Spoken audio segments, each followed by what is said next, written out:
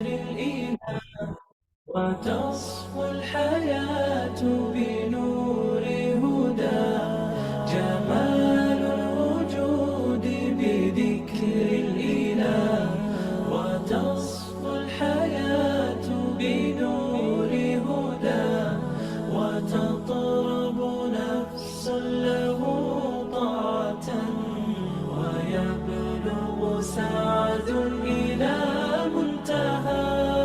يتم ربي أيا غافرا رجوتك عفوا ولا لي سوى ودمع يسيل على مصحف به يصل الله صوف من أتى فتلك سجايا لقلب سليم إلى الله دوما تدور رحى فيا سعد من كان ذا همة إلى جنة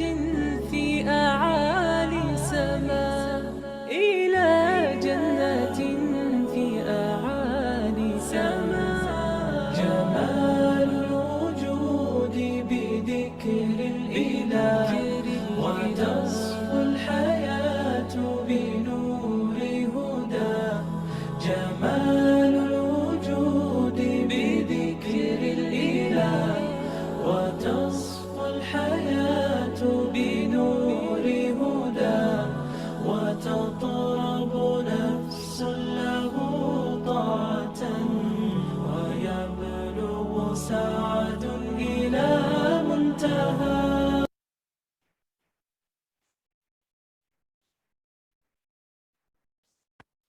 أعوذ بالله من الشيطان الرجيم بسم الله الرحمن الرحيم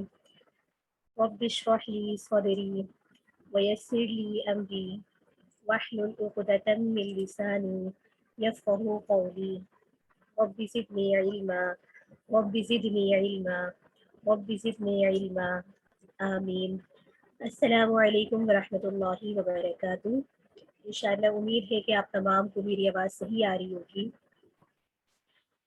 آج کا ہمارا جو پارہ ہے وہ چوتھا پارہ ہے. چوتھے پارے سے قبل میں یہ بتاتی چلوں کہ اس سے پہلے ہم نے تیسرے پارے کے خلاصے کو بیان کیا تھا، اور تیسرے پارے کے خلاصے کے اندر جن موضوعات کا ہم نے احاطہ کیا تھا، سب سے پہلے تو وہ آپ صلی اللہ علیہ وآلہ وسلم اور تمام انبیاء علیہ السلام کا تذکرہ تھا کہ بعض انبیاء علیہ السلام کو بعض پر فضیلت حاصل ہے، اور اس کے ساتھ ہی ہم نے یہ بھی دیکھا تھا کہ وہاں پہ جن موضوعات کو ہم نے پڑھا تھا کہ انفاق فی سبیل اللہ کے احکامات پڑھے تھے، تفصیلی احکامات پڑھے تھے، اور اس کے ساتھ ہی ہم نے زکوٰۃ کے مسائل کو بھی وہاں پہ دیکھا تھا. سود کے بارے میں اور اس کی جو نحوست ہے اس کے بارے میں ہم نے تیسرے پارے کے خلاصے میں احاطہ کیا تھا. تو یہ تمام موضوعات ہمارے تیسرے پارے سورہ آل عمران سے چلتے ہوئے آ رہے ہیں. سورہ آل عمران کے 9 رکوع ہم نے سابقہ سبق میں پڑھ لیے تھے. آج ہم چوتھے پارے کے اندر سورہ آل عمران جو کہ 20 رکوع تک مکمل صورت ہے، اور اس کے ساتھ ہی سورہ نساء کی ابتدا ہوگی جو کہ 4 رکوع کے اوپر مشتمل ہے. تو آئیے باقی کے مضامین کو ہم اس پارے کے اندر دیکھ لیتے ہیں. 10واں رکوع بسم اللہ الرحمن الرحیم. 10واں رکوع شروع ہو رہا ہے. آیت شروع ہوتی ہے پارے کی لن تنالوا البر حتى تنفقوا مما تحبون وما تنفقون من شيء فإن الله به عليم. تقریباً یہ 101 آیات پر مشتمل یہ رکوع ہے. اس رکوع کے اندر سب سے پہلے تو یہ بات بتائی جا رہی ہے کہ یہاں پر ہمیں انفاق فی سبیل اللہ کے تفصیلی طور پر احکامات ملیں گے. پہلے اللہ رب العزت نے حکم دیا کہ مال خرچ کرو، کہاں پہ خرچ کرو اس کی مصارف بھی بتائے ہیں، اور اس کی مثالیں بھی دے دے کر انسان کو سمجھایا گیا ہے کہ کس طرح کا مال خرچ کرنے سے انسان کو فائدہ ہوگا اور ریاکاری سے کیا ہوا مال اس کو کسی بھی کام نہیں آئے گا. اس رکوع میں سب سے پہلے تو یہ بتایا جا رہا ہے کہ جسمانی عبادت صحیح معنوں میں اسی وقت مکمل ہوگی جب اس کے ساتھ مالی عبادت بھی ہو. اور مالی عبادت یہ ہے کہ زکوٰۃ اور صدقہ خیرات کے ذریعے اہل حق کے جو حقوق ہیں ان کو ادا کیے جائے. اور یہ بھی بتایا ہے کہ اللہ کی راہ میں ایسی چیز ہرگز نہ دی جائے جو پسند نہ ہو۔ جس طرح نماز گندگی اور نجاست کی صورت میں ادا نہیں ہو سکتی ہے، اسی طریقے سے جو خراب مال ہوتا ہے اگر آپ اس سے صدقہ خیرات زکوٰۃ ادا کریں گے تو وہ بھی ادا نہیں ہوگا۔ تو اللہ کی راہ میں بہتر اور پاک مال دینا چاہیے۔ جیسے کہ حدیث شریف میں بھی آتا ہے نا کہ جو تم اپنے لیے پسند کرو وہی اپنے مسلمان بھائی کے لیے پسند کرو۔ ایسی چیزیں ہمیں صدقہ خیرات میں نہیں دینی چاہیے جو ہم اپنے بھی استعمال کے قابل نہیں سمجھتے، کجا کہ ہم اس کو اللہ کے نام پر دے دیں۔ پھر یہاں پر ملت ابراہیمی یعنی کہ دین اسلام کی اتباع کا حکم دیا جا رہا ہے اس رکوع کے اندر، اور اسی کی مناسبت سے خانہ کعبہ کی عظمت بتائی گئی ہے اور بتایا ہے کہ جنگ اور قتل خون ریزی نہ کی جائے، کیونکہ یہ جو اہل مکہ تھے، یہ مشرکین جو تھے بہت ہی جنگجو تھے، اور ان کی یہاں تو ذرا ذرا سی بات پہ قتل و غارت اور بہت زیادہ اس طرح کی لڑائیاں ہو جاتی تھیں، اور وہ لڑائیاں اس قدر شدت اختیار کر جاتی تھیں کہ بعض دفعہ تو سالوں سال جو ہے چلتی ہی رہتی تھی۔ تو اللہ رب العزت نے خانہ کعبہ کی عظمت بتائی کہ وہاں پر جنگ خون ریزی قتل وغیرہ نہ کیا جائے، اور پھر اہل کتاب کی یہ برائی بیان کی ہے کہ وہ حق کو جانتے ہوئے بھی گریز کی راہ اختیار کرتے ہیں، یعنی کہ بدی کی راہ اختیار کرتے ہیں۔ لہٰذا ایسی خصلتوں سے مسلمان کو باز رہنا چاہیے جو اہل کتاب نے اپنائی۔ ہم مسلسل اہل کتاب کی ہی برائیوں کا تذکرہ سابقہ ابواب میں بھی پڑھتے ہوئے آ رہے ہیں، اور اس میں ہدایت یہی ہے کہ مسلمانوں کو بتایا جا رہا ہے، تنبیہ کی جا رہی ہے، متنبہ کیا جا رہا ہے کہ وہ ان جیسی خصلت کو نہ اپنائے۔ اور بات یہ ہے کہ جب حق ظاہر ہو جائے تو اس کو قبول کرنے میں ہی جو ہے نجات اور سلامتی ہوتی ہے۔ اب جب اسلام اور اسلام کی تعلیمات واضح طور پہ انسان کے سامنے آ گئی ہے تو اس کو چاہیے کہ ان چیزوں سے روگردانی نہ کریں اور اللہ رب العزت کے حکم کو تسلیم کریں۔ آگے شروع ہو رہا ہے جانور کو شروع ہو رہا ہے جس کی آیت اس طریقے سے ہے۔ یہاں پر مومنوں کو خطاب کیا جا رہا ہے کہ یا ایھا الذین آمنوا اتقوا اللہ حق تقاتہ ولا تموتن الا وانتم مسلمون۔ اس رکوع کے اندر جو ہے کامیابی کے نکات کو بڑے ہی جامع انداز میں بتایا گیا ہے اور مسلمانوں کے لیے ہدایت ہے۔ سب سے پہلے تو اس رکوع میں یہ بتایا گیا ہے کہ تفرقہ بازی کی برائیاں بیان کی گئی ہیں۔ اس کا پس منظر اس طریقے سے ہے کہ مسلمانوں کے پہلے جو ہے یعنی کہ جب اسلام نہیں لائے تھے تو دو قبیلے تھے، قوس اور خزرج، تو وہاں پر ان لوگ میں بہت زیادہ جو ہے آپس میں لڑائیاں رہتی تھیں، اور لیکن جب اسلام لے کر آ گئے تو انہوں نے اپنی یہ لڑائیوں کو ختم کر دیا اور آپس میں بھائی بھائی بن کر رہنے لگے۔ تو یہ بات جو ہے بعض جو ہے شر پسند منافقین وغیرہ کو پسند نہیں تھی، اور وہ کوشش میں لگے رہتے تھے کہ کسی طریقے سے ان کے درمیان جو ہے کچھ تفرقہ ڈال دیں اور ان کے بیچ کوئی ایسی بات کر دیں جو ان کا یہ جو بھائی چارہ ہے یہ ختم ہو جائے اور اسلام کی جو مسلمانوں کی طاقت ہے اس کو نقصان پہنچائے۔ تو انہوں نے ایک حربہ یہ استعمال کیا کہ زمانے جاہلیت میں کیونکہ اشعار شعر و شاعری کا بہت زیادہ رجحان تھا، اور وہ اس شعر و شاعری کے ذریعے اپنے آبا و اجداد کی جو ہے خصوصیات کو بیان کیا کرتے تھے، ان کے کارناموں کو بیان کیا کرتے تھے۔ تو ایک دفعہ انہوں نے کوئی ایسی محفل منعقد کی تو اس میں بھی انہوں نے ایک دوسرے کے بارے میں وہی تمام باتیں شروع کر دی جو اسلام سے پہلے کیا کرتے تھے۔ نتیجہ کیا ہوا؟ ان کے بیچ لڑائی ہونا شروع ہوئی۔ تو یہ بات جب آپ صلی اللہ علیہ وآلہ وسلم کو پہنچی تو انہیں بہت زیادہ صدمہ ہوا، تو انہوں نے ان کو تنبیہ فرمائی کہ اس طرح سے نہ کرو اور ایک دوسرے کے اندر جو ہے تفرقہ پیدا کرنے والی چیزوں سے بچو۔ اور یہاں پر یہی حکم دیا گیا ہے کہ فرقہ بندی سے بچ کر متحد ہو کر اللہ کی رسی یعنی کہ قرآن اور سنت کو مضبوطی سے پکڑ لو۔ اور ساتھ میں یہ بھی بتایا گیا ہے کہ اسلام وہ نعمت ہے جس نے دشمنوں کو دوست بنا دیا، یعنی کہ ان دونوں قبیلوں کی طرف ہی اشارہ ہے کہ پہلے یہ قبیلے کتنے دشمن تھے، ان کی لڑائیاں اس قدر طویل ہوتی تھیں کہ چھوٹی چھوٹی باتوں کے اوپر وہ بالکل لڑ پڑتے تھے اور سالوں سال ان کی جنگ بندی چلتی رہتی تھی، پھر وہ نسل در نسل معاملات چلتے رہتے تھے۔ لیکن جب اسلام لے کر آ گئے تو اللہ نے ان کے دلوں میں ایسی محبت ڈال دی کہ دشمن بھی ان کی محبت کو دیکھ کے جو ہے حیران رہ جاتے تھے، اور وہ حیران ہوتے تھے کہ کس طریقے سے ان کے آپس میں معاملات ہیں۔ تو یہاں پر اس بات کی طرف اشارہ کیا گیا ہے کہ جو تفرقہ سازی فرقہ بندی ہوتی ہے دنیا میں جو بھی اس کو اختیار کرے گا وہ دنیا میں بھی نامراد ہوگا اور آخرت میں بھی اس کی سزا پائے گا۔ کے ساتھ ہی اس صورت کا جو ہے 14واں رکوع شروع ہو رہا ہے، اور 14ویں رکوع کی آیت بڑی ہی پیاری آیت ہے کہ اللہ نے یہاں پر ایک مقصد اور ایک پرپس بتا دیا، گویا کہ کہا جا رہا ہے کہ کنتم خیر امۃ اخرجت للناس تأمرون بالمعروف وتنہون عن المنکر وتؤمنون باللہ ولو آمن اہل الکتاب لکان خیرا لهم منهم المؤمنون واکثرهم الفاسقون الی آخر۔ یہاں پر اس رکوع میں بتایا جا رہا ہے، یعنی کہ مقصد امت بتائے جا رہے ہیں کہ اب دنیا کے اندر بہتر امت مسلمان ہے، اور یہ شرافت ان کو اس وجہ سے ملی ہے کہ ان پر دعوت تبلیغ کی ذمہ داری ڈال دی گئی ہے۔ اب ان کو چاہیے کہ امر بالمعروف اور نہی عن المنکر کریں، یعنی کہ بھلائی کا حکم دیں اور برائی سے روکیں، اور اب اس سارے معاملے میں طاقت سے مرغوب اور خوفزدہ نہ ہو،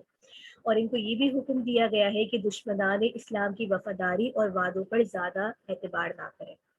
مقصد بتا دیا کہ زمین پہ خلیفہ بنا کے بھیجا گیا ہے کس مقصد کے لیے، کہ داعی اللہ کا کردار ادا کرنا ہے، لیکن داعی اللہ کا کردار ادا کرنے کے لیے امر بالمعروف و نہی عن المنکر، یعنی کہ نیکی کا حکم بھی کرنا ہے، برائی سے روکنا بھی ہے، یہ مقصد ہے اس امت کا۔ تو لہٰذا آج ہم سب کو اپنے اندر جھانکنے کی ضرورت ہے کہ کیا ہم اپنے مقصد کو پورا کر رہے ہیں، کیا ہم اپنے مقصد کے لیے جد و جہد کر رہے ہیں، کیا ہم واقعی امر بالمعروف اور نہی عن المنکر کے مصداق کو پورا کر رہے ہیں۔ اگر دیکھا جائے تو امت میں جو اس کو ذلیل و رسوا ہو رہی ہے، پسپا ہو رہی ہے، تو اس کی وجہ یہی ہے کہ امت اپنا کام نہیں کر رہی، اور یہ داعی کا جو کردار ادا کرنا ہے یہ ہر فرد نے کرنا ہے، اس میں کوئی تخصیص نہیں ہے۔ یہاں پر اللہ نے یہ حکم نہیں دیا کہ مرد نے تبلیغ کرنی ہے، عورتوں نے نہیں کرنی، بلکہ میں سمجھتی ہوں کہ خواتین کے اوپر زیادہ ذمہ داری عائد ہوتی ہے، کیونکہ انہوں نے ایک معاشرے کی تشکیل دینی ہوتی ہے۔ وہ اپنی اولاد کے ذریعے، وہ اپنی اولاد کو اس طور پہ تیار کریں کہ وہ اللہ کے پیغام کو آگے پہنچانے والا بنے۔ تو عورتوں کے اوپر ہمیشہ سے ذمہ داری جو ہے زیادہ عائد ہوتی ہے، تو یہاں سب خواتین ہی ہیں اور مخاطب خواتین ہی ہیں میری، تو لہٰذا ان آیات پہ غور کریں اور اپنے مقصد کو سمجھیں، اور امر بالمعروف اور نہی عن المنکر کے حکم کو بجا لانے کی فکر کریں۔ یہاں تک کہ یہاں یہ بتایا جا رہا ہے کہ سابقہ امت کے حوالے سے یہاں پر یہ نقطہ ہے کہ بنی اسرائیل کے اندر، ان کے اندر بہت ساری برائیاں تھیں، بہت ساری ان میں خرابیاں تھیں، لیکن ان کے اندر بھی ایک صالحین کا ایک گروپ تھا جو اللہ کے پیغام کو ان کے لوگوں تک پہنچاتا تھا، ان کو ڈراتا تھا۔ دیکھیے اللہ رب العزت کا اسلوب یہ ہے کہ جہاں برائی ہوتی ہے وہاں اس برائی کو بیان کرتا ہے، لیکن ان لوگوں میں جہاں کوئی اچھائی بھی ہوتی ہے تو وہ بھی امت کے سامنے بیان کرتے ہیں، قرآن کریم میں بیان کرتے ہیں، اور اس کا مقصد یہ ہوتا ہے کہ دیکھو اگر کہیں برائی بھی ہے تو وہاں نیک لوگ بھی ہیں جو اپنا کام کر رہے ہیں، اگرچہ وہ تھوڑے ہیں، تو لہٰذا ہمیں بھی اپنا کام کرنے کی بہت زیادہ ضرورت ہے۔ ایک اور بات یہاں یہ بھی ہے کہ کافروں کی جو نیکیاں ہوتی ہیں نا وہ قبول نہیں ہوتی ہے، وہ جتنا بھی صدقہ کر لیں، جتنا بھی خیرات کر لیں، جتنے بھی کار خیر میں حصہ ڈال لیں، کیونکہ ایمان جو ہے وہ سب سے قیمتی چیز ہے۔ ایمان اگر نہیں ہوگا تو کسی کا کوئی بھی عمل مقبول نہیں ہوگا۔ ایمان ہے لیکن اس میں اگر اس کی استطاعت نہیں ہے کہ وہ خیرات کرے، صدقہ کرے، تب بھی وہ اللہ کے یہاں مقبول ہے، لیکن ہزاروں مال لوٹا دو، دنیا لوٹا دو مال و دولت کی، لیکن اگر ایمان نہیں ہے تو گویا کہ اس کا کچھ بھی ادا کرنا اس کے لیے کافی و شافی نہیں ہوگا۔ بعض لوگ جو ہے یہ بھی دیکھتے ہیں کہ کافروں کو تو اللہ نے بڑی فرمانی دی ہوئی ہے، تو ان کا مال و دولت جو ہے مسلمانوں کو دھوکے میں نہ ڈالے، کیونکہ یہ جتنا بھی دنیا میں اللہ نے ان کو مصروف کیا ہوا ہے، مال کمانے میں مصروف کیا ہوا ہے، جتنا بھی یہ کما لیں، جتنا بھی یہ خرچ کر لیں، ان کا وہ چیز انہیں نفع دے گی نہیں آخرت کے اندر۔ اور یہاں پر بار بار تاکید کی جا رہی ہے کہ اہل کتاب دشمن ہے، دوست نہ بناؤ۔ یہاں پر وہ اہل کتاب مراد ہے جنہوں نے تحریف کی ہے اور اللہ رب العزت سے کھلی جنگ کا اعلان کیا ہے، یعنی کہ جو کافر انہوں نے اللہ کے رسولوں کو جھٹلایا، قتل ناحق کیا، تحریفیں کی ہیں، تو یہ تمام اہل کتاب اس کا جو ہے مصداق ہے۔ تو مسلمانوں کو بار بار ان کی یاد دلایا جا رہا ہے کہ ان کے ساتھ قلبی تعلق نہ رکھو، دوست نہ بناؤ، کیونکہ دلی طور پہ یہ کبھی بھی آپ کے دوست نہیں ہو سکتے۔ آگے رکوع شروع ہو رہا ہے، اور اس رکوع کے اندر بتایا جا رہا ہے यहाँ पर जो है ग़ज़वा उहद से मुताल्लिक़ जो है इनका तबसरा है कि इससे पहले यहाँ पर ये तमहीद के तौर पर जंग बदर का ज़िक्र है इस रुकू के अंदर, और कुफ़ार के मुकाबले में वहाँ बताया यही गया था कि जंग बदर में कि मुसलमान जो थे बहुत थोड़े थे और उनके पास असबाब भी नहीं थे, लेकिन उनका जो साबित कदमी और तक़वा के सबब जो गैब से उनकी मदद हुई थी, उनकी तायीद हुई थी, और अल्लाह ताला ने 5000 फरिश्ते जिनमें जंगी निशानात लगे हुए थे मुसलमानों की मदद को नाज़िल फरमाए थे, और इस तरह मोमिनीन के क़ुलूब को सुकून अता फरमाया था। यहाँ पर इस पूरे ग़ज़वे का, इस पूरी चीज़ों का मकसद और मकसद यही है कि जो अल्लाह के रास्ते में साबित कदम रहता है, तो अल्लाह ताला गैब से इसकी मदद फरमाते हैं, ऐसी जगह से इसकी मदद फरमाते हैं जहाँ से उसका वहम गुमान भी नहीं होता। अब भला कोई ये सोच सकता था कि जंग बदर है, ना साज़ो सामान है, ना ताकत है, और किस हाल में मुसलमानों ने वो जंग जो है सहाबा ने लड़ी थी, लेकिन अल्लाह ने उनके क़ुलूब को ऐसा मज़बूत बनाया था, ऐसी तस्कीनत अता फ़रमाई थी कि वो अपनी माल से, अपनी जान से लड़ने के लिए मैदान में उतर पड़े थे। तो ये अल्लाह की तरफ से उनके लिए एक जो है ख़ास इनाम था, क्योंकि मोमिनीन का दिल ठंडा होना उनके क़ुलूब में, ये भी अल्लाह ताला की तरफ से एक बहुत बड़ी जो है नेमत होती है। यहाँ पर उस नेमत की तरफ ही इशारा है, और यहाँ फिर अल्लाह ताला ने इस ग़ज़वे की बशारत की तरफ भी इशारा फ़रमाया है। और यहाँ ये बात भी है कि जो हिदायत देने का इख्तियार है वो सिर्फ़ अल्लाह के पास है, यानी कि आप सल्लल्लाहु अलैहि वालैहि वसल्लम जो है काफ़िरों की भी दावत देते थे, यहूद को भी दावत देते थे, नसारा को भी देते थे, लेकिन जब वो आपकी बात नहीं मानते थे तो आप दिली तौर पे मग़मून हो जाया करते थे। तो आप सल्लल्लाहु अलैहि वसल्लम के लिए ये आयत तसल्ली का बाइस होती थी कि देखिए आपका काम तो दावत देना है, तबलीग करना है, मेरा पैगाम पहुँचाना है, यानी कि अल्लाह का। तो लिहाजा अब ये इसको हिदायत को कबूल करे ना करे, ये आपके ऊपर कोई बोझ नहीं है, क्योंकि हिदायत देने का इख्तियार तो अल्लाह के पास है। यहाँ पर आगे रुकू शुरू हो रहा है, और रुकू की आयतें इस तरीके से आपके सामने हैं। यहाँ पर देखा जाए तो हुर्मत सूद का पहले भी बयान हुआ है, दोबारा बयान हो रहा है।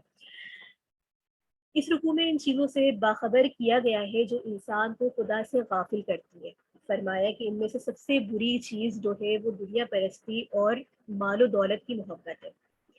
मालो दौलत की मोहब्बत का तकाज़ा ये है कि आदमी का जो दिल होता है ना, वो हमदर्दी के जज्बे से खाली हो जाता है। इस सिलसिले में सबसे बड़ी जो चीज़ है वो सूदी लेन-देन है। सूद की मज़म्मत के बारे में हमने पहले भी पढ़ा, मुतअद्दिद आयात पढ़ी, कुरान में वाज़े उनकी लानत के बारे में हमने पढ़ा। तो यहाँ पर अल्लाह रब्बुल इज़्ज़त जो है हुब्बे माल की वजह यही बता रही है, क्योंकि सूद से मकसद ये होता है कि जो मौजूदा माल है उसको बढ़ाना। सूद से जो ऊपर की रकम आ रही होती है वो ज़ाहिरी तौर पे लग रहा होता है सूदखोर को कि मेरे माल में इज़ाफ़ा हो रहा है, जबकि वो माल इसके लिए वबाल बनता है और वो बिल्कुल बरकत से खाली होता है। तो यहाँ पर यही बात बताई जा रही है कि ये जितनी भी दुनिया में माल और दौलत है, असबाब है, ये सब तुम्हारे लिए आज़माइश है। तो अल्लाह रब्बुल इज़्ज़त ने यहाँ पर अहले ईमान के लिए कीमती हिदायत फरमाई है कि इन चीज़ों से दिल ना लगाओ, ये चीज़ जो है इंसान को गाफिल कर देने वाली है। और यहाँ पर यही वजह है कि सूद की इतनी मज़म्मत है तो इसको हराम करार दिया गया है, और सूदी जो कारोबार होता है ये भी कुफ्र का एक हिस्सा बताया गया है। यानी कि सूद की अगर हम नहूसत और इसकी मज़म्मत को देखें तो सूद सूद लेने वाला, देने वाला, इसकी लिखत पढ़त करने वाला, इस पर गवाह बनने वाला, सब के सब जो है उन पर अल्लाह की सख्त लानत है। तो सोचिए कितना बड़ा गुनाह है। फिर यहाँ पर अल्लाह और उसके रसूल की अताअत का हुक्म दिया गया है और तक़वा इख्तियार करने की दावत दी गई है। और आखिर में गुज़िश्ता कौमों की तबाही के असबाब भी बयान किए गए हैं, जिनमें से सबसे बड़ा जो उनका सबब था वो यही था कि वो माल और जाह की मोहब्बत करते थे, माल की भी मोहब्बत करते थे, इक़्तिदार की भी मोहब्बत करते थे। तो यहाँ पर इन चीज़ों के बारे में बात की गई है। अब यहाँ पर अल्लाह रब्बुल इज़्ज़त ने बार-बार तक़वा इख्तियार करने के बारे में बोला गया है कि तक़वा इख्तियार करो, तो यहाँ इस आयत में वज़ाहत भी कर दी कि तक़वा इख्तियार करने वाले कौन हैं? अल्लाह की राह में जो सख्ती और आसानी में खर्च करने वाले होते हैं, गुस्सा पीने वाले होते हैं, दरगुज़र करने वाले होते हैं। देखिए, जब इंसान के पास बाज़ दफ़ा जो है बहुत ज़्यादा फ़रवानी होती है, उस वक़्त तो उसके लिए माल खर्च करना आसान होता है। लेकिन जब इंसान की अपनी ज़रूरत भी हो, थोड़ी सख्ती भी हो, थोड़ा हाथ तंग भी हो, اس وقت میں اپنی ضرورت کے ساتھ کسی دوسری کی ضرورت کا خیال رکھنا یہ بہت بڑی نیکی ہوتی ہے، کہ میں اگر ایک تھوڑے مال میں اپنا گزارا کر سکتا ہوں تو یہ میرا بھائی بھی تھوڑا سا اس مال میں سے گزارا کر سکتا ہے۔ خرچ کرنے کے بارے میں یہ جو چیز بار بار ہمارے سامنے آیات آ رہی ہے، تو اس میں انفاق فی سبیل اللہ کی آپ حکمت دیکھیں کہ اللہ رب العزت بار بار آیات انداز بدل بدل کر انفاق کا حکم دے رہے ہیں۔ غصہ پی جانے والوں کے بارے میں بھی یہی ہے کہ انسان طاقت رکھتا ہے لیکن اس کے باوجود بھی جہاں وہ غصہ اپنا ظاہر کر سکتا ہے لیکن وہ غصہ نہیں کر رہا ہے، بلکہ وہ صبر کا گھوٹ پی رہا ہے، غصہ ظاہر نہیں کر رہا، درگزر کر رہا ہے اللہ کے لیے۔ تو یہاں پر یہ لوگ متقی کے درجے کے اندر شامل ہو جاتے ہیں۔ اور پھر مسلمانوں کو جہاد میں جو نقصان پہنچا ہے اس پر بھی تسلی دی گئی ہے کہ جہاد کرتے ہوئے ثابت قدم رہنے والوں جو ہے اللہ کی نگاہ کے سامنے رہتے ہیں۔ یہاں پر حصول ہدایت کے دیکھا جائے تو دو ذرائع ہیں، ایک تو تاریخ سے عبرت اور دوسرا آیات قرآنی سے فیض۔ تاریخ کے یہ جتنے بھی واقعات ہمارے سامنے آ رہے ہیں ان اقوام کے، اس کا مقصد یہی ہے کہ ہم ان قوموں کے حال سے عبرت حاصل کریں کہ یہ کن وجوہات سے تباہ و برباد ہوئی ہیں، اور آیت قرآنی سے ہم نے جو ہمیں سبق دیا جا رہا ہے، نصائص کی جا رہی ہے، ان سے ہم نے نصیحت حاصل کرنی ہے۔ آگے 15واں رکوع شروع ہو رہا ہے اور یہاں پر جو ہے باقی میں جو جنگ احد کے موقع پر جہاد کرنے والوں سے غلطی ہوئی تھی اس کے اوپر بات کی گئی ہے۔ واقعہ دیکھیں اس رکوع میں جو ہے ایک غلطی ہوئی تھی مسلمانوں سے جس پہ تنبیہ کی گئی ہے، اور اس وقت مسلمانوں کو جو تکلیف کا سامنا کرنا پڑا تھا اس کے دو بڑے سبب بتائے گئے ہیں۔ جس وقت مسلمانوں کو فتح ایک تو ہونے لگی تھی، یہ بات غزوہ احد کے متعلق ہم سب ایک مختصر سا واقعہ یہ ہے کہ جنگ کا واقعہ تھا اور آپ صلی اللہ علیہ وآلہ وسلم نے پوری جنگ کا جو ہے فوجیوں کی تقسیم کی تھی کہ کس شخص نے کہاں پر کھڑا ہونا ہے، اور ایک فوجی دستہ تھا جس کو جبل الرماح پہ جو ہے تعینات کیا گیا تھا، اور انہیں حکم دیا گیا تھا کہ کچھ بھی ہو جائے تم لوگ نے وہاں سے ہٹنا نہیں ہے۔ تو بہرحال کچھ ایسے اسباب ہوئے کہ ان لوگ سمجھے کہ فتح ہو گئی اور وہ لوگ اپنے مورچے سنبھال کے جو سنبھالے ہوئے تھے وہاں سے چلے گئے، اور کفار نے اسی موقع کا فائدہ اٹھایا تھا۔ جو خالد بن ولید اس وقت تک مسلمان نہیں ہوئے تھے، انہوں نے دوبارہ پلٹ کر حملہ کیا تھا اور جس سے مسلمانوں کو بہت زیادہ نقصان پہنچا تھا۔ تو یہاں پر اس تمام واقعات سے یہ جو سبب بتائے گئے ہیں اس میں ایک تو یہ تھا کہ مجاہدین جو ہے مال غنیمت جمع کرنے میں مشغول ہو گئے تھے، اور ایک جماعت جس کو آپ صلی اللہ علیہ وآلہ وسلم نے پہاڑ پر کھڑے رہنے کی تاکید فرمائی تھی کہ میرے حکم کے بغیر یہاں سے جگہ نہ چھوڑنا، وہ بھی جو ہے مال غنیمت جمع کرنے میں پہاڑ سے اتر آئی تھی۔ دوسری بات یہ تھی کہ جنگ میں یہ افواہ پھیلی تھی کہ نعوذ باللہ آپ صلی اللہ علیہ وآلہ وسلم کو شہید کر دیا گیا ہے۔ اب یہ خبر سن کر کچھ لوگوں کے پاؤں تو بالکل اکھڑ گئے، وہ میدان سے بھاگنے لگے۔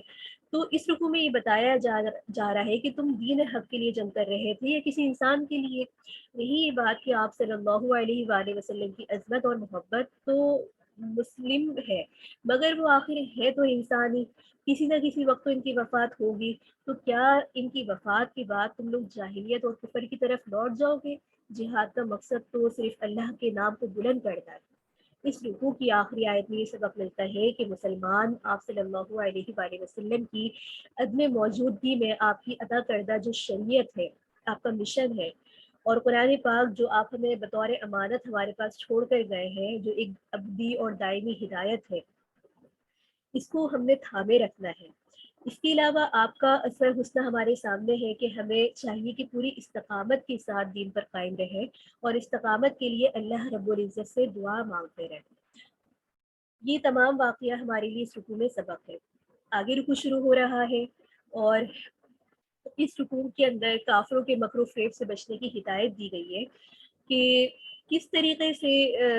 جو ہے جنگ احد میں جنگ احد کا اس میں تبصرہ ہے کہ مسلمانوں کو کفار کے مکر و فریب سے بچنے کی جو ہدایت دی گئی ہے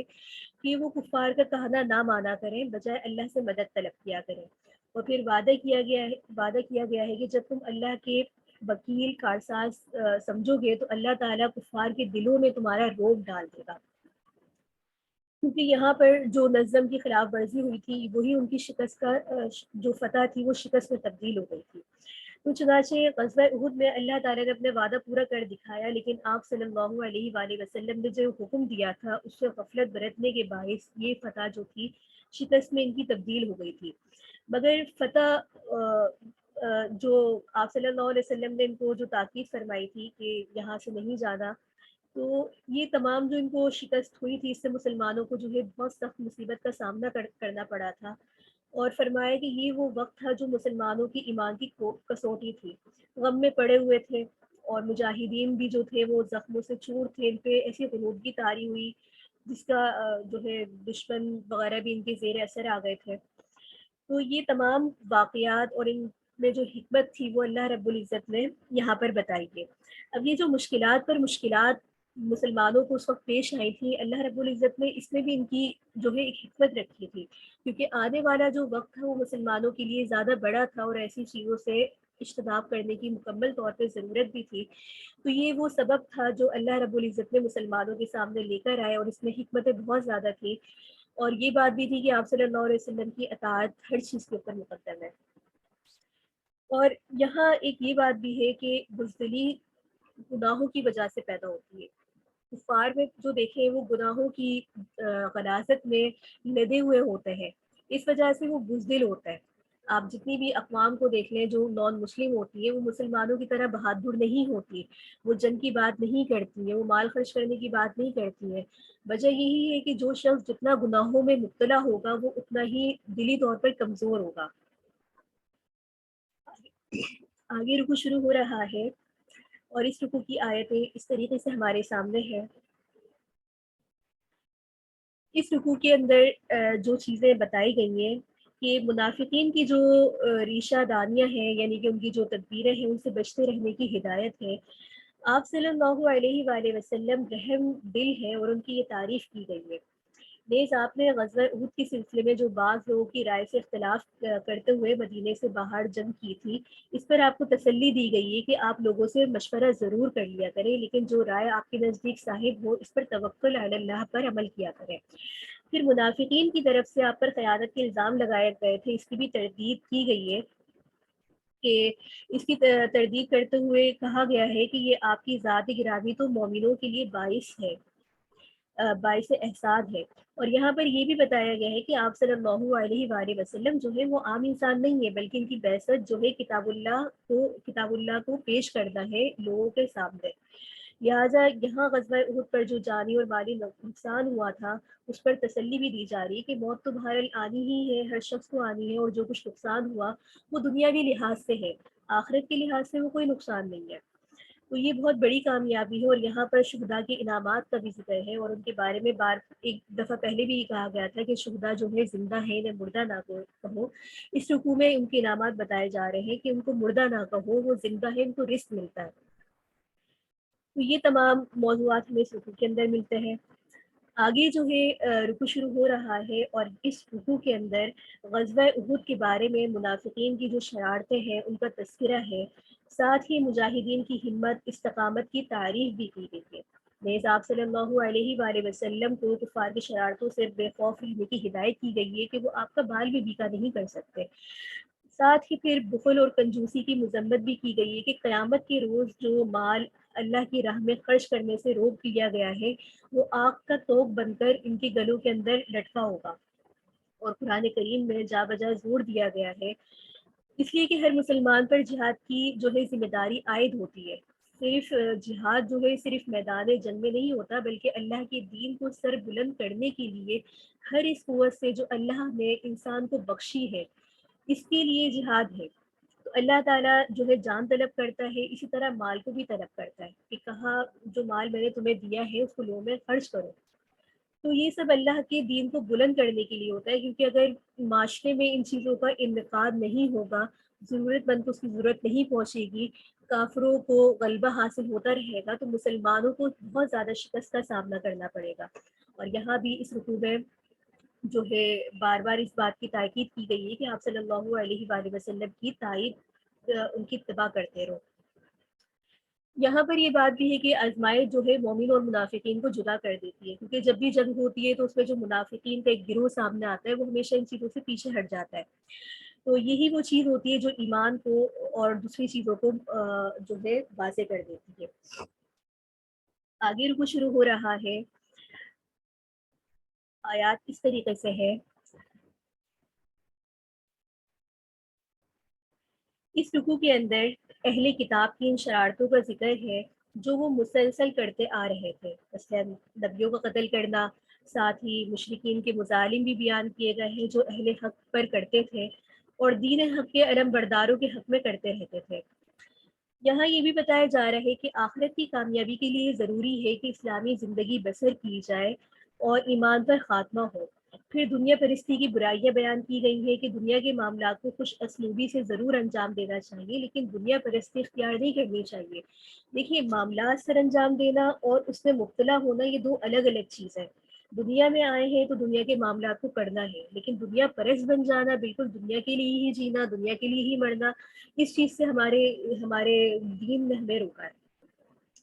ساتھ میں یہ بات بھی بتائی جا رہی ہے کہ دنیا میں رہ کر دنیا کے سارے کام آخرت کی کامیابی کے لیے کرنے چاہیے، کیونکہ دنیا دارالعمل ہے اور دارالامتحان جو ہے یہ ہماری دنیا ہی ہے۔ یہاں ہم جیسا امتحان دیں گے، جیسی زندگی گزاریں گے، جیسا کام کر کے جائیں گے، آخرت میں ہمیں اس کا ویسے ہی ثمر، ویسا ہی رزلٹ، ویسا ہی پھل ملے گا۔ تو لہٰذا دنیا پرستی کو چھوڑ دینا چاہیے۔ بس اس میں جتنی بھی ہماری ضروریات کی چیزیں ہیں ان کو اپنانا چاہیے، اس کے علاوہ جو لغویات ہیں ان سے اپنے آپ کو دور کر لینا چاہیے، کیونکہ ایک مسلمان کی شایان شان نہیں ہے کہ وہ اپنے آپ کو لغو اور بری چیزوں کے اندر جو ہے پھنسا کے رکھے۔ اور آخر میں یہ بھی بتا دیا ہے کہ دنیا پرستی جو ہے، اہل کتاب جو ہے اس چیز میں مبتلا ہوئے تھے اور اسی وجہ سے انہوں نے اپنی کتاب میں تحریفات کی تھی۔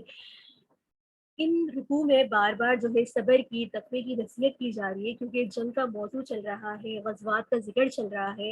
اور پھر مشکلات کا ذکر اس میں آ رہا ہے، تو اس میں انسان کے لیے صبر اور تقوی ہی سب سے بڑی اس کی طاقت ہے۔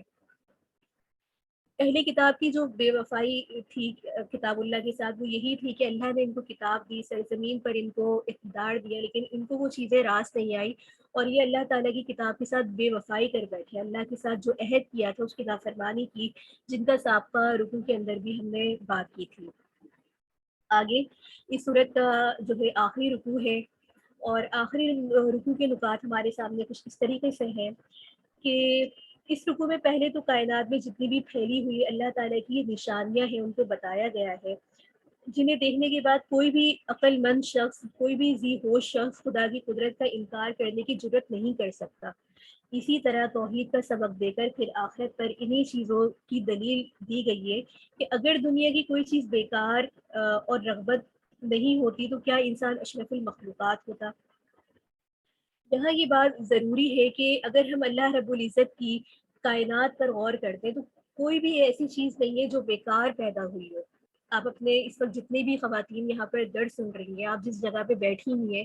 ایک سیکنڈ کو آپ اپنے نظر دوڑا کے دیکھیں تو آپ کو اپنے آس پاس بھی کوئی ایسی چیز نظر نہیں آئے گی جو بیکار ہو۔ وہ ضرور کسی نہ کسی مقصد کے تحت رکھی بھی ہوگی، یہاں تک کہ اگر ایک پانی کی بوتل بھی آپ کے پاس رکھی ہوئی ہوگی تو اس کا بھی ایک مقصد ہوگا کہ میں نے اس پانی کو پینا ہے اور اس پانی سے جو مجھے پیاس لگی ہے اس سے طاقت ملے گی اور میں اپنے کام اچھے سے کر سکوں گی۔ تو یہ چھوٹی چھوٹی چیزیں جن کو ہم شاید نظر میں لے کر بھی نہیں آتے، جب یہ بے مقصد نہیں ہے تو ایک انسان جس کو اللہ نے اشرف المخلوقات بنایا ہے، اس کا دنیا میں آنے کا مقصد کیسے بے مقصد ہو سکتا ہے۔ لیکن آج ہم نے اپنا مقصد کھو دیا ہے، ہم نے اپنی حیات کو جہاں پر لگانا ہے، ہم نے بحیثیت امت مسلمہ اپنا کردار کیسے ادا کرنا ہے، ہم نے اپنے اس مقصد کو بھلا دیا ہے۔ تو اللہ رب العزت بار بار کائنات تخلیق کو لے کر آتے ہیں، چاند و سورج کی مثالیں دیتے ہیں، زمین و آسمان کی مثالیں دیتے ہیں، سبزہ غلہ کی مثالیں دیتے ہیں۔ وہ یہی بات ہے کہ انسان جب ان چیزوں پہ تدبر کرتا ہے، غور کرتا ہے، تو اس کو اللہ کی ایک معرفت حاصل ہوتی ہے، اس کا یقین ایک مضبوط اور پختہ ہو جاتا ہے۔ تو یہاں پر یہ تمام چیزیں بتائی گئی ہیں، پھر اس رکوع میں ان دعاؤں کی تلقین بھی کی گئی ہے جو خدا سے ہمیشہ مانگتی رہنی چاہیے۔ صبر، استقامت کی تلقین کی گئی ہے اور ساتھ ہی اتحاد اور اتفاق کا سبق بھی دیا گیا ہے۔ یہاں پر فلاح اور اخروی کے لیے 4 ہدایت دی گئی ہیں۔ سب سے پہلے تو ثابت قدمی، ایک دوسرے کے ساتھ جڑے رہو، جہاد کے لیے تیار رہو اور اللہ سے ڈرتے رہو۔ اگر ہم ان چاروں کلمات کو، ان چاروں نکات کو آج ہی سے اپنی زندگی میں شامل کر لیں تو کامیابی آخرت کی ہم سے کچھ بھی دور نہیں ہے۔ تو اللہ رب العزت سے دعا ہے کہ اس صورت کے جتنے بھی مضامین ہم نے پڑھے سمجھے، اس کو ہمیں اپنی زندگی میں شامل کرنے والا بنا، اور جو چیزوں سے ہمیں منع کیا گیا ہے ہمیں ان سے روکنے والا بنا۔ آگے سورۃ النساء شروع ہو رہی ہے۔ سورۃ النساء کی جو وجہ تسمیہ ہے، اس کا نام ہے، نساء کے معنی چونکہ عورتوں کے ہوتے ہیں، چونکہ صورت میں عورتوں کے متعلق بہت سے احکامات بیان کیے گئے ہیں، اس لیے علامت کے طور پر اس کا یہ نام ذکر کیا گیا ہے۔ سورۃ النساء کو سورۃ النساء کبریٰ بھی کہا جاتا ہے، بڑی صورت عورتوں کی، اور سورۃ الطلاق کو سورۃ النساء صغریٰ کہا جاتا ہے کیونکہ اس میں عورتوں کے کچھ احکامات بیان کیے گئے ہیں۔ اچھا، یہاں پر ایک نقطہ یہ ہے کہ سورۃ النساء کا جب بھی آپ ایک لفظ دیکھیں عورتوں کی صورت، تو یہ اسلام کی نظر میں جو عورت کی عظمت ہے اس کی طرف اشارہ ہوتا ہے، کیونکہ پورے قرآن میں آپ کہیں بھی دیکھیں آپ کو کہیں بھی سورۃ الرجال آدمیوں کی صورت نظر نہیں آئے گی، لیکن اللہ نے یہاں پر عورت کو ایک عظمت دی ہے کہ باقاعدہ اس کے حقوق، اس کے جتنے بھی احکامات ہیں وہ اللہ نے ایک جگہ پہ جمع کر کے اس کو مخاطب کر کے قرآن کریم میں باقاعدہ ایک پوری صورت نازل فرمائی ہے۔ تو یہ عورتوں کی کتنی بڑی عظمت ہے۔ یہاں پر اگر ہم زمان نزول اور مضامین وغیرہ کے اعتبار سے دیکھیں تو یہ صورت جو ہے متعدد خطوں کے اعتبار سے مشتمل ہے، جو 2 ہجری کے اوائل آخر سے لے کر 4 ہجری کے مختلف ادوار میں نازل ہوئی تھی۔ مضامین میں اگر ہم خاص طور پہ دیکھیں تو مسلمانوں کی اپنی اجتماعی زندگی جو اسلام کے طریقے پر کس طرح درست کریں گے، خاندانی نظام کو کس طریقے سے مستحکم کریں گے، اس کے اصول بتائے گئے ہیں۔ نکاح پر پابندیاں عائد کی گئی ہیں، کیونکہ نکاح تو پہلے بھی ہوتے تھے، دور جاہلیت کے اندر تعدد ازواج رکھنے کا رواج تھا، لیکن ان کے کیا حقوق ہیں، ان کے کیا رائٹس ہیں، خواتین کے یہ کچھ بھی متعین نہیں تھے۔ تو لہٰذا اس صورت کے اندر اس باقاعدہ ان کے نکاح بھی بتائے گئے ہیں، اور نکاح کے اندر جو ان کی پابندیاں ہیں، حق مہر ہے، وہ سب نان نفقے کے متعلق ہمیں یہاں پر وہ باتیں ملتی ہیں۔ ساتھ ہی یتیموں کے حقوق بھی متعین کیے گئے ہیں، وراثت کی تقسیم کا ضابطہ مقرر کیا گیا ہے کہ وراثت کن کن لوگوں میں کیسے تقسیم ہوگی۔ معاشی معاملات کی درستگی کے متعلق بھی ہدایت دی گئی ہے، جنگی جھگڑوں کی اصطلاح کا طریقہ بھی بتایا گیا ہے، اور یہاں پر اسلام کے جو تعزیری قوانین ہیں ان کی بنیاد رکھی گئی ہے۔ محرمات یعنی کہ جن کے ساتھ نکاح جائز ہے یا جن کے ساتھ ناجائز ہے ان کی تفصیل کو بیان کیا گیا ہے، اور ساتھ ہی منافقین کا جو طرز عمل ہے ان پر تنقید کر کے سچی ایمانداری کے تقاضوں کو واضح کیا گیا ہے۔ اس صورت کا مرکزی موضوع یہود اور عیسائی اور مشرکین کے جو غلط مذہبی تصورات تھے اور ان پر تنقید کرتے ہوئے مسلمانوں کو ایسے مفسدات سے بچنے کی تعلیم دی گئی ہے، اور دوسری طرف ان گروہ کو جو دین حق کی طرف بلاتا ہے ان کے بارے میں بات کی گئی ہے، کیونکہ مشرکین کے بہت غلط عقیدے تھے خواتین سے متعلق، تو اس صورت میں ان موضوعات کا بہت تفصیل سے بات ہوئی ہے۔ آگے پہلا ہی رکوع شروع ہو رہا ہے۔ پہلے رکوع میں جو مضامین ہمیں ملتے ہیں، سب سے پہلے تو جو ہے جنگ بدر اور جنگ احد پر تبصرہ ہوا تھا، پھر جنگ کے بعد جو یتیم اور بیواؤں اور لونڈی وغیرہ اور غلامات کے جو غلام تھے ان کے سوالات سامنے آتے رہتے تھے، لہٰذا سورۃ النساء میں بیواؤں، یتیموں وغیرہ کے حقوق کی حفاظت کی نصیحت کی گئی ہے، اور چونکہ آگے انسانوں کے باہمی حقوق خصوصاً ایک جو خاندانی نظام ہے اس میں بہتری کے لیے جو ضروری قوانین ہیں وہ ارشاد فرمائے گئے ہیں، اس لیے تمہید میں ایک طرف اللہ سے خوف اور اس کی ناراضگی سے بچنے کی تاکید ہے، اور دوسری طرف یہ بات ذہن نشین کروائی گئی ہے کہ تمام انسان ایک اصل سے ہے اور ایک دوسرے کا خون اور گوشت ہے۔ اس کے بعد یتیموں کے جو حقوق ہیں ان کے ساتھ حسن سلوک کی جو تاکید کرتے ہوئے فرمایا کہ 4 نکاح کرنے کی اجازت دی گئی ہے۔ پھر تعدد ازواج کی اجازت جو تھی اس کو 4 تک محدود کرنے کے ساتھ یہ حکم بھی دیا گیا ہے کہ 1 سے زائد نکاح کی صورت میں بیویوں کے درمیان عدل و انصاف کرنا لازم ہے۔ اگر کوئی عدل نہیں کر سکتا تو پھر وہ ایک ہی نکاح کرنا اس کے لیے بہتر ہے، اور نکاح کرنے کے ساتھ ہی مہر کو جو ہے فرض قرار دیا گیا ہے، اس کی ادائیگی کا حکم دیا گیا ہے، اور ساتھ ہی بیواؤں کی جو وہ کس کی دسترس میں آنا ہے، یتیموں کے مال کی نگرانی ہے، اس کی ہدایت کا حکم دیا گیا ہے۔ یہاں پر یہ بات بھی واضح ہے کہ میراث جو ہے مردوں ہی کا حصہ نہیں ہے بلکہ عورتیں بھی اس میں حقدار ہیں، کیونکہ پہلے تو عورتوں کو کوئی حقوق ہی حاصل نہیں تھے، عورت کو تو ایک انسان بھی نہیں سمجھا جاتا تھا کہا کہ انہیں اپنے مال میں سے اپنی وراثت میں دیا جائے۔ یہاں کی میراث بہرحال تقسیم ہونی چاہیے خواہ وہ کتنی ہی کیوں نہ ہو، اور اس سلسلے میں یہ ہدایت دی گئی ہے کہ تقسیم جو میراث کے موقع پر دور دراز کے جو رشتے اور کنبے دار غریب مساکین یتیم بچے بھی آ جاتے ہیں تو ان کے ساتھ بھی انسان کو تنگدلی نہیں کرنی چاہیے۔ میراث میں شریعت کی روح سے ان کا کوئی حصہ نہیں ہے، لیکن وسعت قلبی سے کام لیتے ہوئے ان کو بھی کچھ نہ کچھ دے دینا چاہیے تاکہ ان کی دل شکنی نہ ہو۔ تو اللہ رب العزت نے دین کے اندر ان لوگوں کے حقوق بھی بیان کیے ہیں یا ان کے ساتھ رحم دلی کا حکم دیا ہے جن کا اگر شریعت کی روح سے کوئی حصہ نہیں بھی ہے لیکن معاشرتی طور پر ان کی حوصلہ افزائی کے لیے، ان کے اطمینان کے لیے ان کو کچھ نہ کچھ دینے کا حکم دیا گیا ہے۔ تو یہ تمام جو ہے موضوعات اس رکوع کے اندر ہمیں ملتے ہیں۔ آگے دوسرا رکوع شروع ہو رہا ہے اور یہاں بھی جو ہے وراثت کے تفصیلی احکامات ہیں۔ تفصیلی احکامات بیان کیے گئے ہیں کہ مرنے والوں کے کون سے رشتہ دار جو ہے ترکہ پانے کے مستحق ہوں گے اور کن کا حصہ کس قدر ہوگا۔ نیز اگر مرنے والے نے مرتے وقت کوئی وصیت کی ہے اور اگر کچھ قرض بھی اسے چھوڑا ہے تو پہلے اس کے مال سے اس کا قرض ادا ہوگا، پھر وصیت جو ہے اس پر عمل شروع ہوگا، اس کے بعد ترکے کی تقسیم ہوگی۔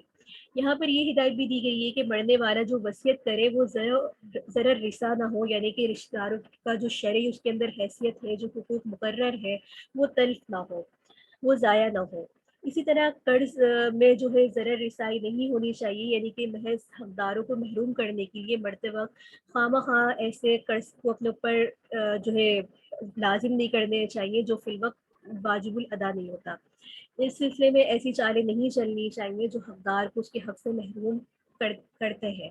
اور یہ تمام اللہ تعالیٰ کی حدود ہے، یہ اللہ تعالیٰ نے ایک حدود رکھ دی ہے، بتا دی ہے تاکہ معاشرے کے اندر جو ہے ایک نظم و ضبط رہے۔ دیکھیے جب وراثت میں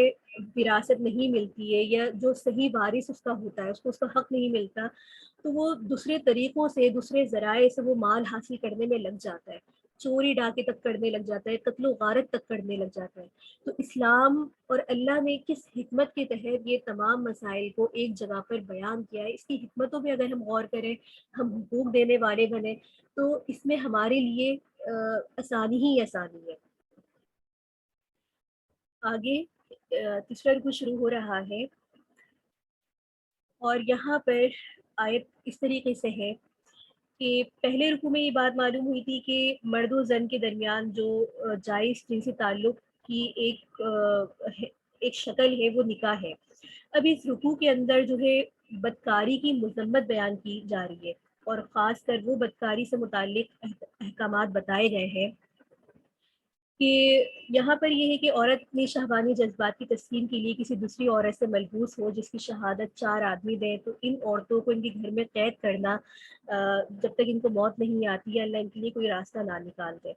دوسرا یہ تھا کہ لواطیت کی یہ سزا تھی کہ ایسے دونوں مردوں کو جسمانی سزا مارنا پیٹنا چاہیے، اگر وہ توبہ کر لیں اور اپنی اصلاح کر لیں تو انہیں چھوڑ دینا چاہیے، کیونکہ یہ وہ چیزیں ہیں جو معاشرے میں تباہ بربادی برائی لے کر آتی ہیں۔ تو رب العزت نے ان کی سزا مقرر کی ہے، کیونکہ جب تک سزا نہیں ہوتی، کوئی ان کے اوپر واضح بات نہیں ہوتی تو لوگ جو ہے اس چیز پر عمل نہیں کرتے۔ جہاں کسی بھی شخص کو یہ ڈر خوف ہوتا ہے کہ مجھے سزا ملنی ہی ہے تو وہ ایسے کاموں سے رک جاتا ہے۔ پھر یہاں توبہ کا بھی ذکر آیا ہے اور اس کے اصول بتا دیے گئے ہیں کہ توبہ ایسے ہی لوگوں کی قبول ہوگی جو نادانی کی وجہ سے کوئی برا فعل کر گزرے پھر جلدی توبہ کر لیں، نہ کہ یہ کہ گناہ کرتے رہے اور یہ سوچ لیں کہ میں توبہ کر لوں گا۔ دوسرا وہ لوگ جو ٹھیک مرتے وقت توبہ کرتے ہیں ان کی توبہ قابل قبول نہیں، یعنی کہ موت کے سارے احوال دیکھ لیے تو ایسے شخص کی توبہ قابل قبول نہیں ہے۔ جیسے کہ آیت میں ترجمہ بھی ہے کہ توبہ کی قبولیت کا حق ان لوگوں کے لیے نہیں ہے جو برے کام کیے جاتے ہیں، یہاں تک کہ جب ان میں سے کسی کو موت آ جائے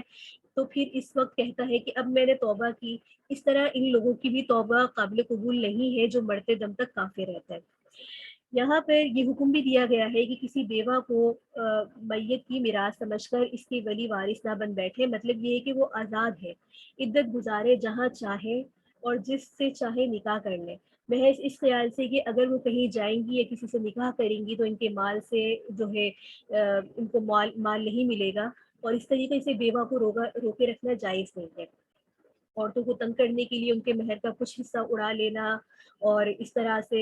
یہ تمام کام جو پہلے ہوتے تھے، یہ تمام مظالم ہیں جن کا اللہ رب العزت نے یہاں ذکر بھی کیا ہے، اور ان کے احکامات بھی واضح طور پہ بتائے گئے ہیں۔ اور ساتھ میں یہ بھی بتایا گیا ہے کہ اگر کسی شخص کو اس کی بیوی پسند نہیں ہو اور دل برداشتہ ہو کر فوراً اسے چھوڑ دینے پر آمادہ ہو جانا درست نہیں ہے، بلکہ حتی الامکان صبر تحمل سے کام لینا چاہیے، کیونکہ بسا اوقات ایسا ہوتا ہے کہ ایک چیز ناپسند ہو مگر اللہ تعالیٰ نے اس میں کوئی بھلائی رکھی ہوتی ہے۔ اس کے بعد یہ ہدایت دی گئی ہے کہ اگر ایک بیوی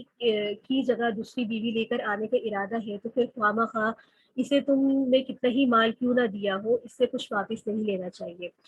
اور اس رکوع کے اندر جو ہے سوتیلی ماں سے نکاح کرنے کی ممانعت بھی ہے۔ یہ تمام وہ مضامین ہیں جو خواتین پر دور جاہلیت کے اندر ظلم ہوتا تھا، بیوہ سمجھ کر ان کو نکاح نہیں کرنے دیا جاتا تھا۔ اگر کوئی بیوہ صاحب مال ہوتی تھی تو اس کو صرف مال رکھنے کی غرض سے کہ نہیں اگر یہ کہیں شادی کرے گی تو یہ جائیداد ہمارے پاس سے چلی جائے گی، تو یہ وہ تمام ظلم تھے جو عورت پر کیے جاتے تھے۔ یہاں تک کہ اگر ان کا کوئی حق مہر مقرر نہیں تھا، اور اگر مقرر کر بھی دیا جاتا تو اس کے اندر سے بھی کوشش یہ ہوتی کہ کچھ نہ کچھ مال ان سے لے لیا جائے کسی نہ کسی بہانے سے۔ تو اللہ رب العزت نے یہاں تمام ان نکات کو بیان کرتے ہوئے فرمایا کہ اس طرح سے نہیں کرنا چاہیے، اور ان کی جو ہے ممانعت ہے۔ آگے جو ہے اس پارے کا آخری رکوع ہے،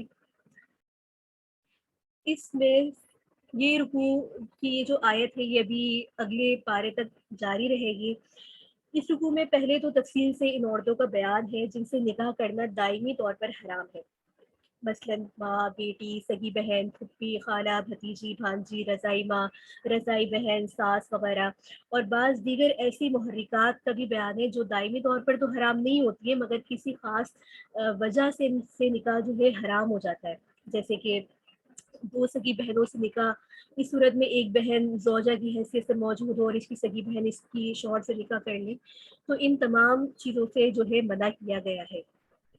تو اس رکوع کے اندر یہ تمام باتیں تفصیلی طور پر بیان تھیں۔ تو انشاءاللہ ہمارا جو آج کا خلاصہ تھا وہ ان نکات کے اوپر پورا ہوتا ہے۔ آج ہمارے لیے جو ان تمام میں سبق ہے وہ یہی ہے کہ خواتین کو جو ہے ان قرآن کریم کے اندر جن احکامات کا حکم دیا گیا ہے، وراثت کے معاملات ہو گئے، نکاح کے معاملات ہو گئے، یہاں تک کہ جو ان پہ ظلم و ستم دور جاہلیت کے اندر ہوا کرتا تھا، یہ تمام رائٹس اسلام میں موجود ہیں۔ بس ضرورت اس بات کی ہے کہ ہم نے ان کو پڑھنا ہے، ہم نے سیکھنا ہے۔ اور یہاں پر یہ بات بھی ہے کہ اللہ رب العزت نے دیکھا جائے کسی بھی طبقے کو ایسے نہیں چھوڑا، یعنی کہ ایسا کوئی شخص نہیں جس کے اللہ نے حقوق نہ بیان فرمائے ہوں۔ ہم نے یہاں غلاموں کے بارے میں پڑھا، ہم نے یتیموں کے بارے میں پڑھا، ہم نے مساکین کے بارے میں پڑھا، یہاں تک کہ ہم نے ان لوگوں کے بارے میں پڑھا جو کہ اگرچہ مسلمان نہیں ہیں لیکن وہ جزیہ دے کر جو ہے مسلمان ممالک میں رہتے ہیں، امن و امان کے ساتھ اپنی زندگی گزارتے ہیں۔ تو اسلام میں کوئی بھی ایسا پہلو نہیں ہے جس میں حقوق نہیں بیان کیے گئے ہوں۔ بس ضرورت اس بات کی ہے کہ ہم نے معاشرے میں جس طرح سے رہنا ہے، موو کرنا ہے، تو ہم نے اپنے حقوق کو بھی دیکھنا ہے، ہم نے لوگوں کے حقوق کو بھی دیکھنا ہے، اور یہ تمام حقوق ہم نے حدود اللہ یعنی کہ اللہ کی حدود میں رہتے ہوئے دینے ہیں، یعنی کہ کسی بھی چیز میں ہم نے تجاوز نہیں کرنا۔ دین جو ہے معتدل دین ہے، اس میں کوئی ایسی چیز نہیں ہے جس میں انسان تجاوز کرے۔ تو اللہ رب العزت سے دعا ہے کہ ہمیں ان تمام باتوں کو سیکھنے سکھانے والا بنا، جو باتیں ہم نے پڑھی ہیں اس پر عمل کرنے والے بنا۔ یہاں تک آج ہمارا لیکچر پورا ہو جاتا ہے۔ اگر آپ میں سے کسی کا کوئی سوال ہے اس ٹاپک سے حوالے، آج کے نشست سے حوالے، تو وہ ضرور کر سکتا ہے۔ جزاک اللہ خیر۔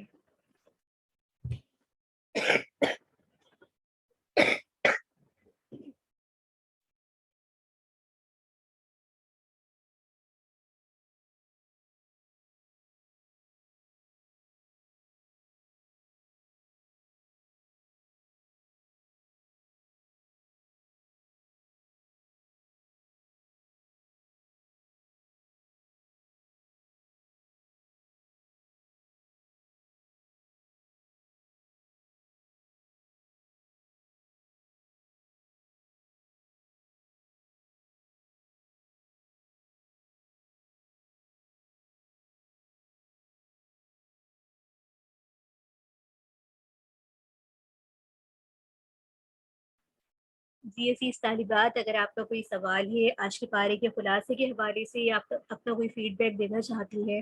تو آپ ضرور دیں۔ آج ہمارے پاس وقت ہے تقریباً 10 منٹ ہے، 10 منٹ کے اندر آپ اپنا سوال یہاں لکھ کر بھیج سکتی ہیں۔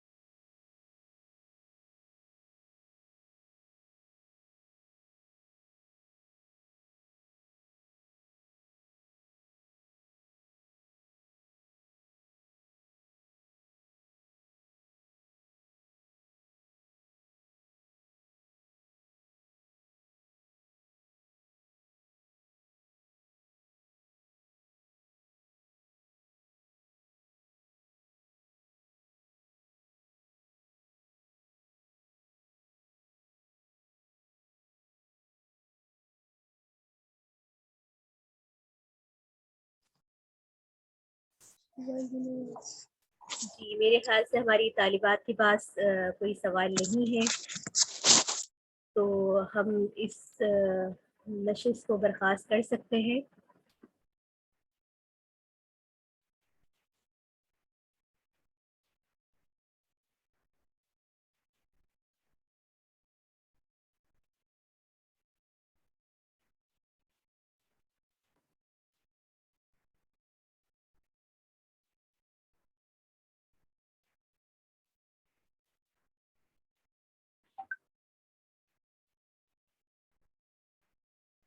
جی ٹھیک ہے، پھر انشاءاللہ کل ہم ایک نئے پارے کے خلاصے کے ساتھ اللہ رب العزت کی توفیق سے حاضر ہوں گے۔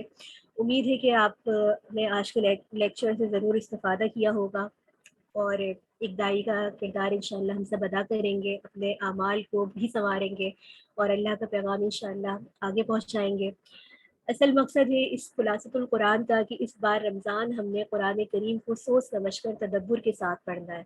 تو امید ہے کہ اب تک جتنا کچھ آپ نے پڑھا اس سے ضرور آپ کو کچھ نہ کچھ فائدہ ہوا ہوگا۔ تو آج کی کلاس ہم بس پھر یہی ختم کرتے ہیں۔ اچھا، ایک طالبہ کا ہاتھ کھڑا کیا ہے، ان کا مائک انمیوٹ کر دیں، ان کا کوئی سوال ہے تو۔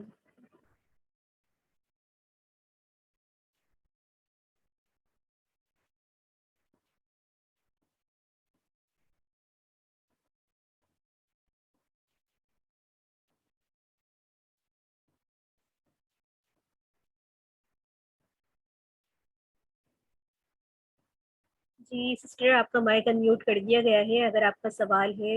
تو پلیز اپنا مائک آن کر کے کر سکتی ہیں آپ۔